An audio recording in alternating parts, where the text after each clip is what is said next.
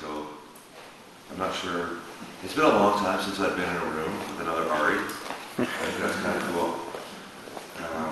I run Hard Knocks right now, and I competed in the Olympics in 2008 in wrestling as a heavyweight, and retired after China. And for the last couple of years, I've been just kind of dabbling in grappling and jits and everything stuff.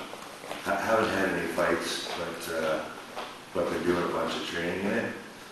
And I've been watching a lot of UFC, and I think there's a hole, there's a void in terms of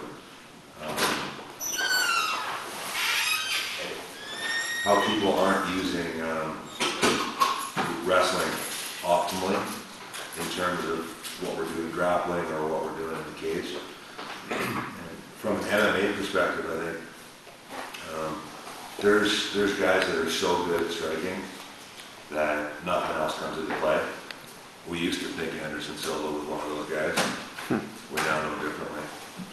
And then there's a bunch of guys, a bunch of jits guys that think that, you know, it's just about jits, and that they're going to win fights just doing jits, and some of them will.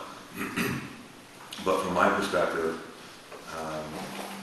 virtually every encounter has a wrestling component to it, and virtually every transition from one discipline to another has a wrestling component in it, and the body feel associated with wrestling is, I think, so important.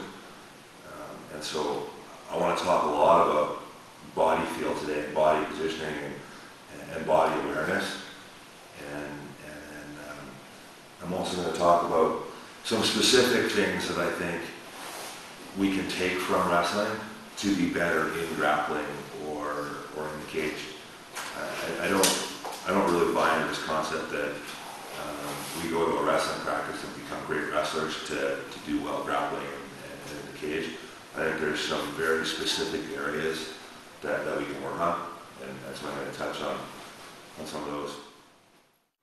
From my perspective as a wrestler, I am going to dictate the entire match. If I want to stand up, you're never taking me down. If I want to take you down, you can't stop me. If I want to stay on top, you can't do anything about it. If I want to keep you down, you can't get up. If I want to let you up and take you to a standing submission or a different submission, I can do it. Okay. But that's what I think the value of wrestling is. If I'm with a striker, I mean, we saw what Randy Couture did with James Tony. Right. Right? I can decide if I want to go to the mat, if I want to stand up. Lots of people didn't know that Chuck Liddell was a very good wrestler. But if you watch Chuck Liddell's fights, he didn't very often go down. He decided he wanted to stand and bang. And so it didn't much matter that he didn't take the guy down. What mattered was he fought the fight where he wanted to fight. When he got taken down, by and large, he got up right away. Control what happened. Cain Velasquez, same thing. I mean, Brock Lesnar got him in some difficult positions, but he understood how to get up and get out. Most guys don't. And so I think the biggest value of wrestling is I control where I'm at. And especially being a big guy, my advantage is being